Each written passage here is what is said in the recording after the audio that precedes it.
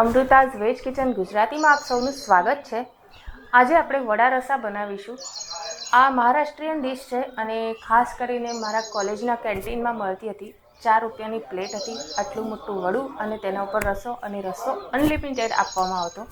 આજે અચાનક મને કોલેજના દિવસો યાદ આવી ગયા તો વિચાર્યું કે ચલો આ રેસીપી તમારી સાથે પણ શેર કરું। ખૂબ જ ટેસ્ટી લાગે છે, ફટાફટ બની જાય છે, બહુ મહેનત નથી લાગતી। તો ચાલો જોઈએ કેવી રીતે બને છે। અને હા, મારી ચેનલને સબસ્ક્રાઇબ કરવાનું ના ભૂલશો અને બેલ આઇકોનને પણ ક્લિક કરજો, જેથી તમને મારા આવાવાળા વિડીયોઝની જાણકારી મળતી રહેશે।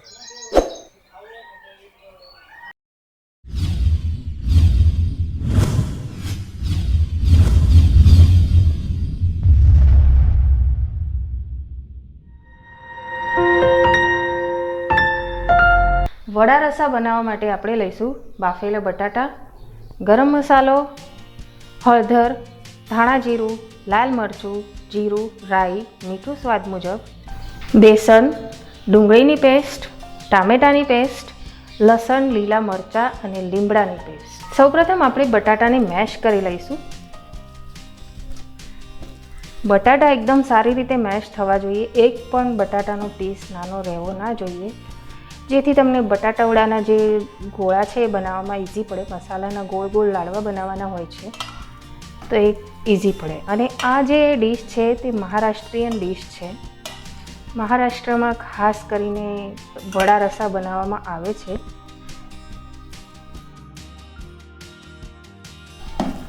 બટાટા મેશ થઈ ગયા છે, હવે આપણે આને વઘારીશું।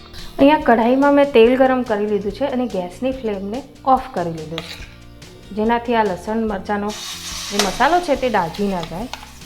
આમાં મેં કડી પત્તો પણ પીસી લીધો છે, તે એટલા માટે કે ઘણા લોકોને આખો કડી પત્તો આવે તો ખાવું ગમતું નથી હોતું। બાળકો ખાસ કરીને પછી એ બટાટાનું પોસ્ટમોર્ટમ કરીને કડી પત્તો અલગ કરે છે, તો તેના કરતાં તો હું તેને પીસીને નાખું ત્યારે કોઈને ખબર પણ નથી પડતી અને કડી પત્તો ખાવામાં ખૂબ હેલ્ધી હોય છે, તે માટે હું તેને પીસી નાખું છું।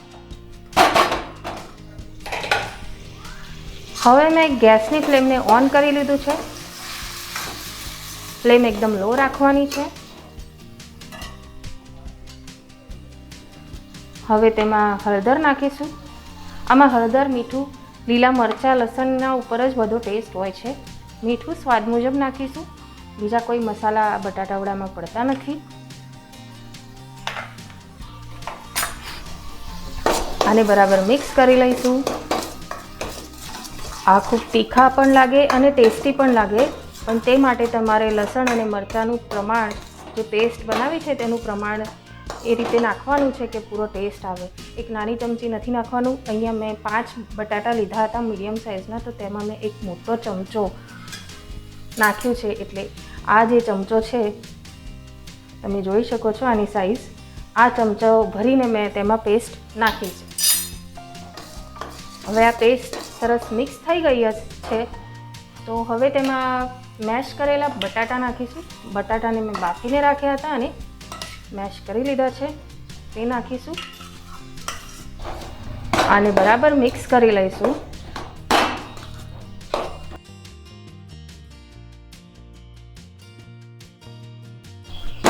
સરસ મિક્સ થઈ ગયું છે, ગેસની ફ્લેમને ઓફ કરી દઈશું। હવે તેમાં લીલા ધાણા નાખીશું, આને બરાબર મિક્સ કરી લઈશું। હવે આ મિશ્રણને પૂરી રીતે ઠંડુ થવા દઈશું, કારણ કે આપણે તેના ગોળા બનાવવાના છે। જ્યાં સુધી આપણો મસાલો ઠંડો થાય છે ત્યાં સુધી આપણે બેસનનું બેટર બનાવી લઈએ। હવે તેમાં સ્વાદ મુજબ મીઠું નાખીશું અને હળદર નાખવાની। આના સિવાય આમાં બીજું કંઈ જ નથી નાખવાનું। આ બંનેને બરાબર મિક્સ કરી લઈએ। થોડું થોડું પાણી નાખીને બેટર બનાવી લઈશું, જેવું ભજીયા માટે આપણે બનાવીએ છીએ, બટાટા વડા તળવા માટે બનાવીએ છીએ, એ રીતનું જ બેટર અહીંયા જોઈએ છે। ના બહુ પતલું, ના બહુ જાડું।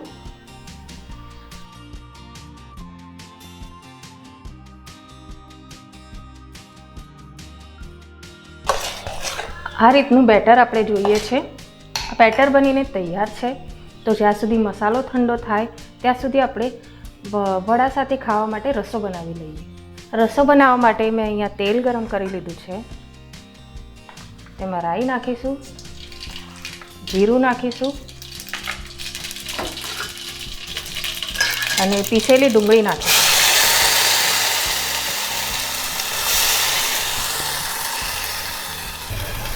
ડુંગળીને આપણે સારી રીતે ચડવી લેવાની છે. ને આ રસામાં ડુંગળી એ રીતે ચડવવાની છે કે તેમાં ખાધા પછી ઇન્ગ્રેડિયન્ટ્સની ખબર ના પડે. કહેવાનો મતલબ એ છે કે ડુંગળી ખૂબ જ સરસ રીતે ચડવી જોઈએ, ડુંગળીની કચાશ તેમાં રહેવી ના જોઈએ.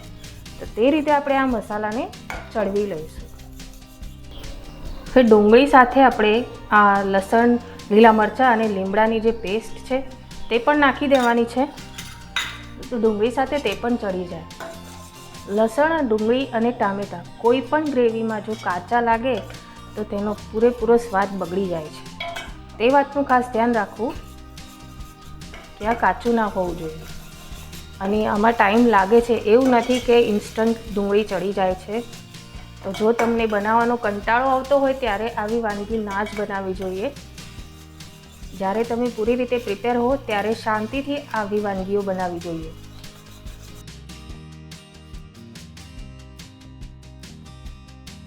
ડુંગળી થોડી થોડી ચડવા લાગી છે તો હવે તેમાં ટામેટાની પેસ્ટ નાખીશું અને આને પણ બરાબર ચડવવાનું છે.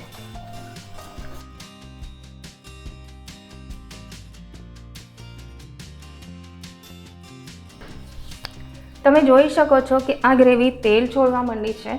હવે તેમાં બધા મસાલા નાખીશું. હળદર, લાલ મરચું, ગરમ મસાલો. હવે મહારાષ્ટ્રીયન વાનગી છે તો ગરમ મસાલો તો હોવો જ જોઈએ. અને મીઠું સ્વાદ મુજબ નાખીશું. અને મીઠું નાખતી વખતે ખૂબ જ ધ્યાન રાખવું કારણ કે બટાટાના મસાલામાં મીઠું હોય છે. ઉપરનું જે પડ બનાવ્યું બેસનનો એમાં પણ મીઠું હોય છે અને ગ્રેવીમાં પણ મીઠું આવે છે. તો બધું જો મિક્સ કરો અને મીઠું થોડું ચડિયાતું થઈ જાય તો આખી વાનગીની મજા બગડી જાય છે. તે માટે મીઠું નાખતી વખતે ખૂબ જ ધ્યાન રાખવું. હવે આ બધા મસાલાને આપણે સારી રીતે ચડવવાના છે. તો હજી થોડું તેલ છૂટું પડે ત્યાં સુધી આને આપણે ચડવી લઈએ છીએ.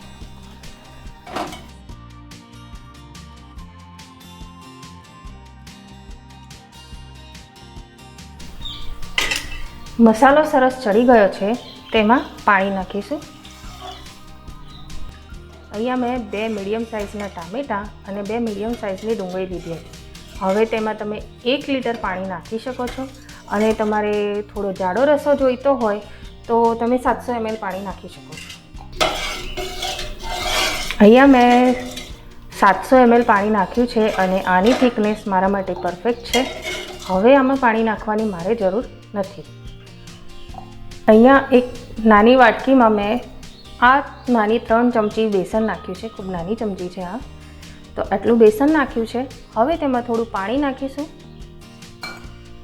અને બરાબર મિક્સ કરી લઈશું. ગાંઠો બિલકુલ ના રહેવી જોઈએ.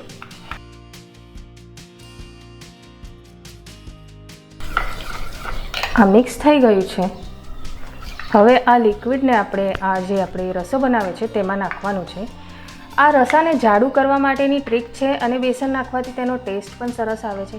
હવે આ રીતે ઘોળ બનાવવાની જગ્યાએ તમે જે બટાટાવડા બનાવવા માટે બેટર બનાવ્યું છે તે આમાં નાખી દેશો તો પણ ચાલશે. આને બરાબર મિક્સ કરી લઈશું. હવે આ રસાને આપણે ધીમા તાપે સારી રીતે ઉકળવા દઈશું. ઉકાળવું જરૂરી છે. ઉકળે તો જ તેમાં બધા મસાલાનો ફ્લેવર ઉતરે છે. તો આને ઉકળવા દઈશું. તમે જોઈ શકો છો આ રસો સરસ ઉકળી ગયો છે અને આમાં થિકનેસ પણ આવી છે. તો આ જે થિકનેસ છે આ રસા માટે પરફેક્ટ છે. આનાથી જાડું તમે કરી શકો છો પણ વડાની ઉપર રેડ્યા પછી આ જાડું થઈ જાય છે. તો આ થિકનેસ રાખવી જરૂરી છે. આનાથી પતલું પણ ના હોવું જોઈએ અને આનાથી જાડું પણ નહીં.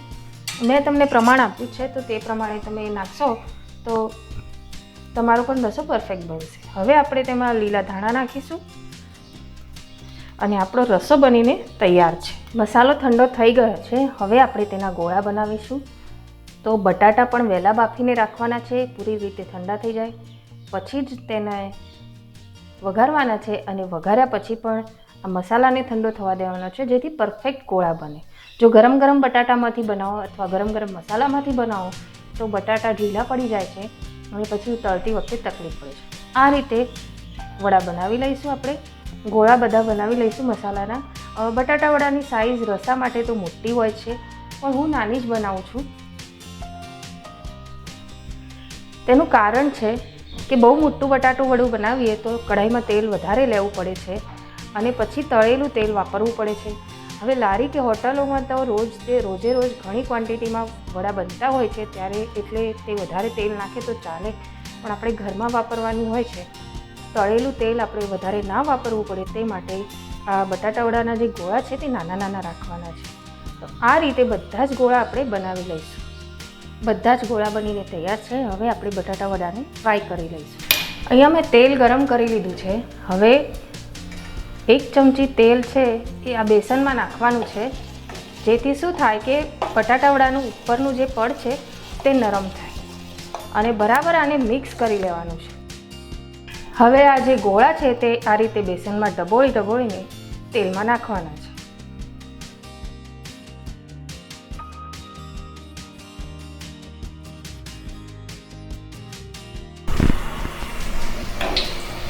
જેટલા કઢાઈમાં રહે તે પ્રમાણે તમારે નાખવાના છે.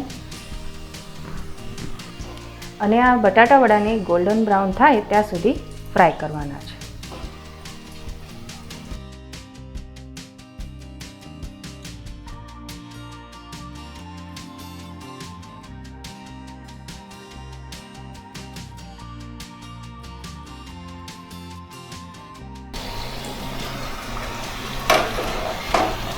તમે જોઈ શકો છો આ સરસ ગોલ્ડન બ્રાઉન થઈ ગયા છે. તો આને આપણે કાઢી લઈશું અને આ જ રીતે બધા જ બટાટા વડા બનાવી લઈશું. વડા રસા બનીને તૈયાર છે. વડા રસો અને અહીંયા સેવ મેં લીધી છે. આ સેવ હોમમેડ છે. આનો વિડીયો તમને મારી ચેનલ ઉપર મળી જશે. હવે આપણે આને સર્વ કરીએ. તો બટાટું વડું થોડું આમ દબાવીને અંદર મૂકવાનું, તેમાં રસો નાખવાનો,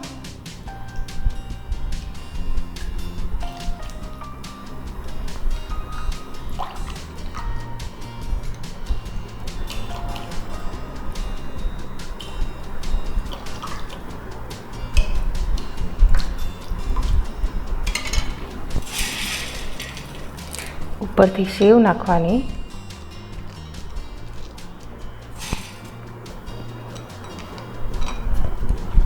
અને આપણો આ વડા રસા બનીને તૈયાર છે. તો તમે પણ બનાવો અને મને જણાવો કે તમને મારી આ રેસીપી કેવી લાગી.